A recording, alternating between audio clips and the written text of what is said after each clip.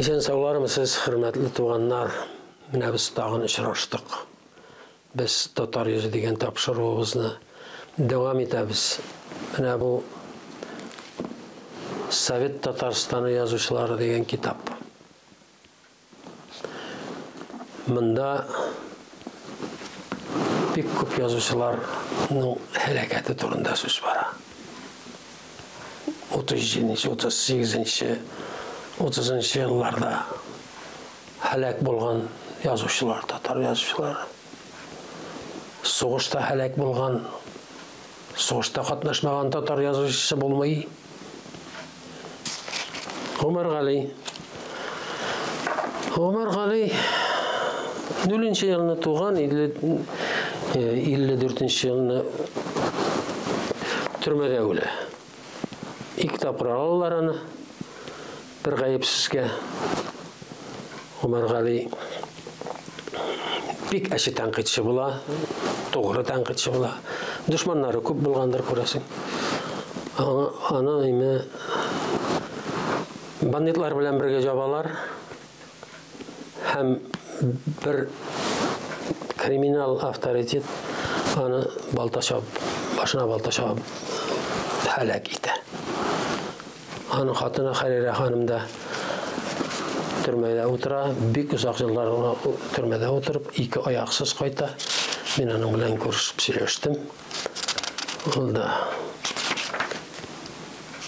represiye kurbanı.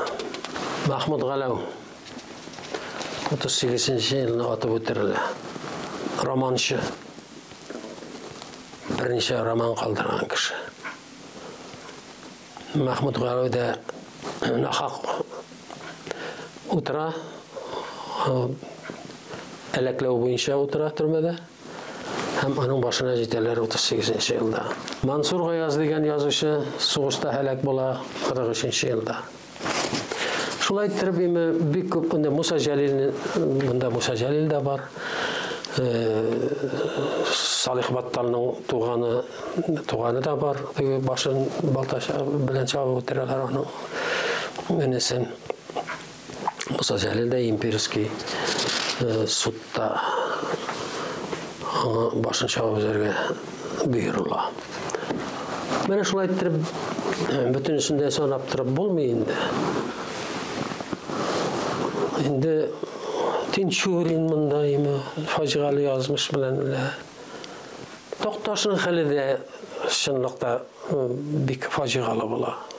Anı türmege almıyorlar, 30 yaşta ölüp kutular. 30 yaşta. Eğer de ol indi 37. yıla kelip jetken bolsa men doktaşını göz aldına ketire almas idim.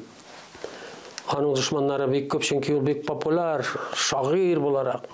Naqisembet, Gadil Qutuylar pek popüler bolalar. Balarının düşmanları köp. Bolalar barsında türmege yabalar. Gadil Qutuy da türmede otura. Naqisembet de türmede otura. Gadil Qutuy'un da şidiy almağa şeyme gariza bize berip soğuşqa kete. Şunda helak bulup qalab Polşa jeri. Da yata olayım. Mana şuşunday facialı yazmışlar.